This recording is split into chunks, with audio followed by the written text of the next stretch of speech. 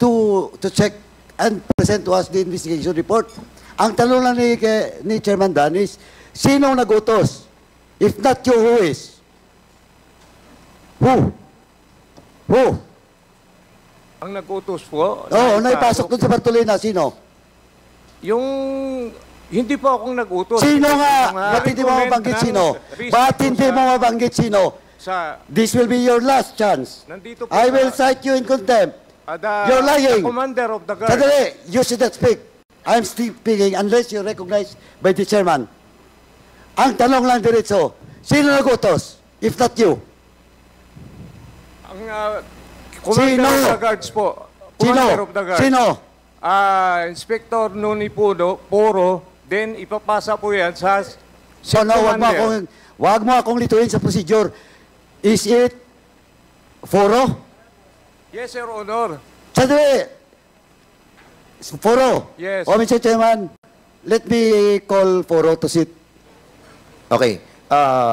Mr. Chairman, kanina si Warden was telling us that hindi niya responsibilidad yung pagpapasok ng 5 sa isang Bartolina. And he mentioned that there are levels of approval.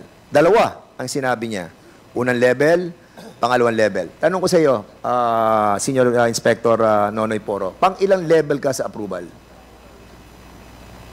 Pangalawa po. Pangalawa? Actually, pang-tatlo po ako. Pangatlo. So may first level, may second level, ikaw pangatlo. So ikaw ang final approval. Hindi ang final approval, sir, talaga manggaling sa taas. Oh, so kay Warden Opo. ang final approval. Opo. So after your approval, dinala mo kay Warden. So si Warden ang nagsisinungaling. So ngayon, ang final ng approval ng pagpapasok ng 3 Chinese together with the 2 PDLs is under your jurisdiction, Warden. Di ba? Ayun ang sabi ni Senior Inspector Nonoy Poro. Am I right?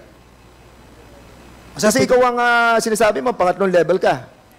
From the superintendent, sir. From the superintendent, mayroon pang assistant superintendent for security and operation. Oo. Punta po sa akin, commander of the guards. Papunta na po sa ship. So ikaw ang nagsabi na dalhin yung 3 sa iisang Bartolina.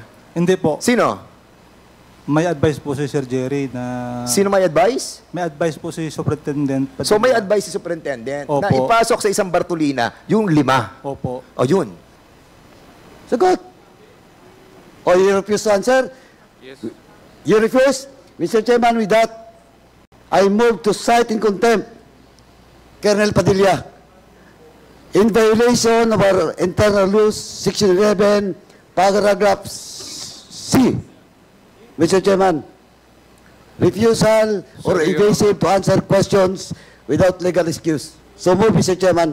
There is a motion to cite in contempt Superintendent Padilla for violating Section 11, paragraph C of our rules of procedure governing inquiries in aid of legislation. Duly seconded.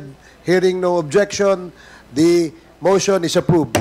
You are now cited in contempt, Superintendent Padilla.